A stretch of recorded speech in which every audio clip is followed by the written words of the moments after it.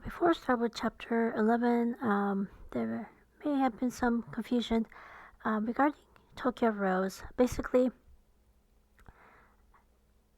she refused to renounce her U.S. citizenship, so that automatically made her an enemy of Japan. And when she accepted a job from the Japanese government, she was seen as an enemy of the United States. Never mind that, because Japan would not help her put food on the table, she had to take whatever job was available.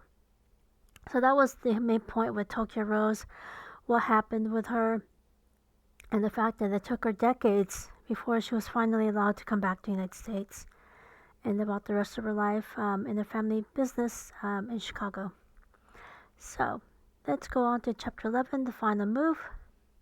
We're still talking about the Nisei, the second generation, the first generation born in this country. September 2nd, 1945. A final move. Japan formally surrendered to the United States. All of the permanent compounds were closed except for Tule Lake. Most former inmates moved to urban centers. Returned to the West Coast. By 4 years later, over 57,000 of them returned to the West Coast, starting in about 1945. However, they didn't have enough housing. Most started in tents, public housing, hostels, makeshift quarters. One Issei woman recalls living in a 2-bedroom house with 13 relatives, including 2 small children and a baby. They also faced hostility from the broader community. Placer County, terrorists tried to dynamite and burn a man's fruit packing shed. There were about 30 other incidents, mostly shots fired into homes. There was harassment, people chanting that they are not welcome there. Retailers also refused to service them.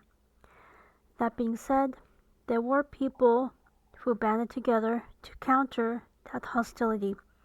They included the Council of Civic Unity, churches, civic organizations, and individuals helped those who were returning to locating housing and jobs.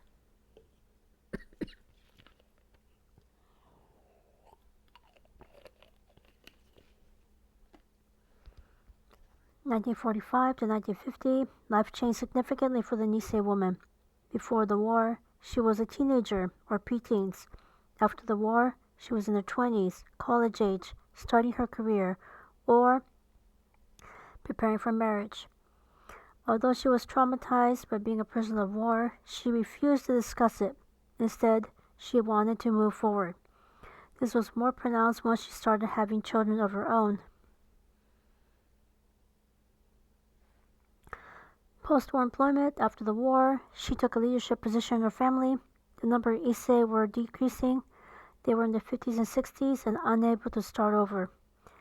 Only 25% returned to farming. Instead, they had to work extra hard to make up for all that they lost, prepare for uncertainties, get ready to take advantage of opportunities that might happen in the near future. For example, gardeners could earn $400 to $600 a month after the war, compared to only $120 a month before the war. Professionals set up practices and thrived, serving both the Japanese and the general community. Most worked in produce markets controlled by the Japanese throughout Los Angeles County. Patrons came from the local community, not just Japanese. These included dry cleaning shops, food stores, hotels, florists, nurseries, as soon as they saved up enough money for the startup. In other words, the economy went from Japanese only to the general community. Issei women were in demand to fill white-collar jobs, a position that was still denied to Japanese men due to discrimination. They were offered $150 to $185 a month for typists, stenographers, and office clerks. Large numbers took civil service positions in addition to several private businesses. They were sought after by garment factories. However, agencies were reluctant to hire them for domestic jobs because they were seen as temporary until they could find something better. Those who were college educated were able to find work as teachers, social workers, executive secretaries. Most got married by 1950. Most chose their own marriage partner. The older Nisei accepted arranged marriages like their Issei mother before them. Most married Nisei men because the anti-miscegenation and against interracial marriage laws were still in effect. However, a handful of interracial marriages did happen. Some college-educated women tend to marry men with some college education. Although they tend to marry somebody within the same post-war neighborhood, these marriages tend to last. However, the level of satisfaction varied. Interracial marriage, one case study. Mrs. Hayes married an African American man. They met in Chicago. Both were working for agencies that were studying and practicing the new field of race relations. When her father took ill, her mother took over the family business. Her mother even drove a car and learned English. Since her mother had a rather broad perspective of the world, she didn't have any reservations about her son-in-law. When people asked, she replied, "He's no better than her own son." In addition to supportive families, they worked in a liberal environment. For example, Ms. Hayes worked for the American Friends Service Committee, University District branch of the YMCA, and the Family Life Department of the Seattle Public Schools. So they moved from Chicago to Seattle.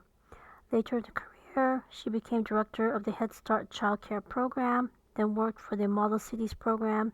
In 1986, she retired.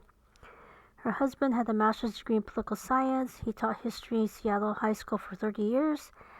In addition to writing a book about African American pioneers in Washington State, he continued to work on the 3-volume history of research on blacks in the Pacific Northwest. One of their children married a made-in-Japan Japanese woman, traveled to Japan in his lumber exporting business. She does attend Japanese American functions, feels that marrying her husband helped her see both worlds, and feels that Asians need to broaden their horizons. They need to look at human rights for everyone, and everyone needs to get out of social self-segregation.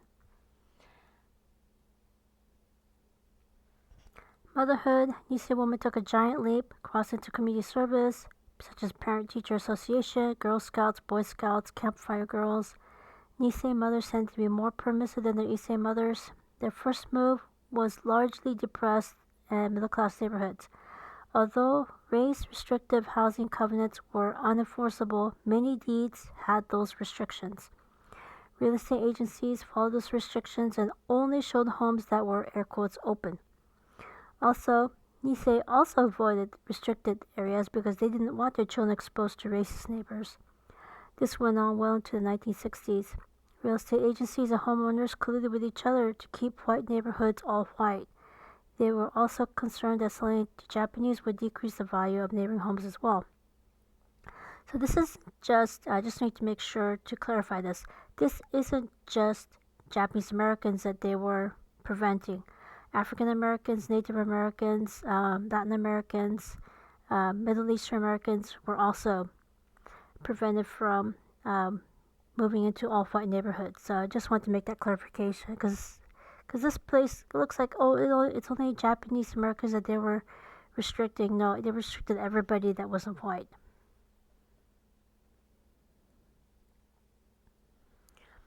Alien land law was repealed 1948. 1956, the JACL, Japanese American Citizens League, were able to successfully convince voters to defeat the existing alien land law.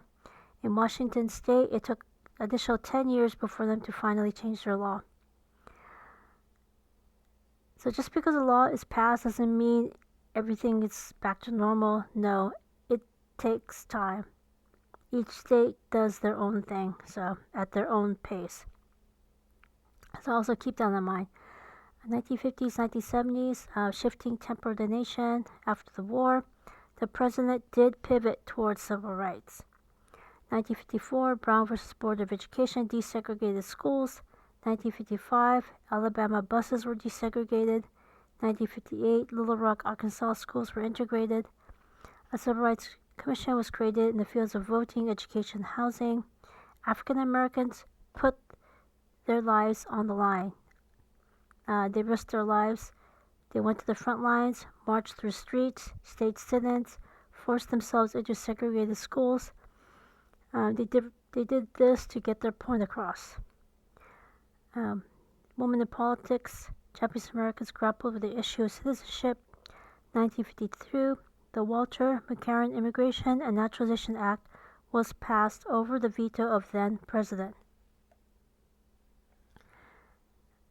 This not only gave naturalized citizenship to Issei, it also granted token immigration quotas to Japan and other nations. Now, on the surface it looks like, well, how come the president was against it? So let me explain this. This act isn't just about giving naturalized citizenship to Issei.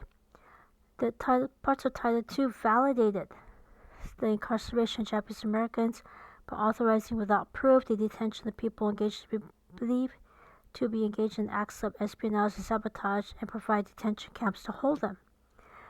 So, Japanese Americans, after this act was passed, Japanese Americans mounted a campaign to get rid of the Title II part. So in the 1970s, they succeeded.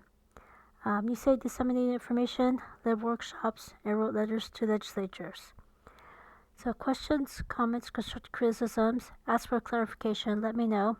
And when I'm ready, I will tell you what happened after the 1970s with Nisei woman. Take care. See ya.